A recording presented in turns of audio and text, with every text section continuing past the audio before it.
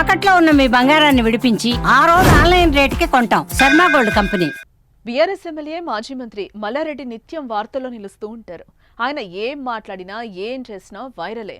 పాలమ్మినా పూలమ్మినా అనే డైలాగ్తో ఒక్కసారిగా వైరల్ అయ్యారు మాజీ మంత్రి.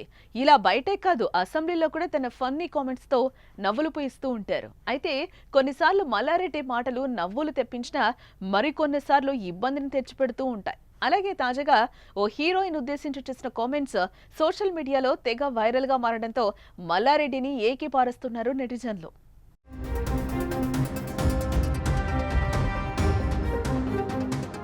మల్లారెడ్డి కాలేజ్లో పనిచేసే ప్రిన్సిపల్ కుమారుడు హీరోగా ఓ చిత్రం తెరకెక్కింది. అయితే ఈ సినిమా ప్రమోషన్స్లో భాగంగా మల్లారెడ్డి కాలేజ్లో ఈ ఈవెంట్ను నిర్వహించారు. ఈ కార్యక్రమానికి ముఖ్య అతిథిగా మల్లారెడ్డి హాజరయ్యారు. అయితే సినిమాను ఉద్దేశించి మాట్లాడుతూనే వేదిక మీద ఉన్న హీరోయిన్ కసికపూర్ను పరిచయం చేస్తూ హీరోయిన్ కసికపూర్ కసికసిగా ఉందంటూ నోరు జారారు. ప్రస్తుతం ఈ వ్యాఖ్యలు నెట్టింట వైరల్గా మారాయి. అయితే ఈ వ్యాఖ్యలపై అక్కడున్నవారు నవ్వుకున్నప్పటికీ మాజీ మంత్రి మల్లారెడ్డి పైన దారుణంగా ట్రోలింగ్ జరుగుతోంది.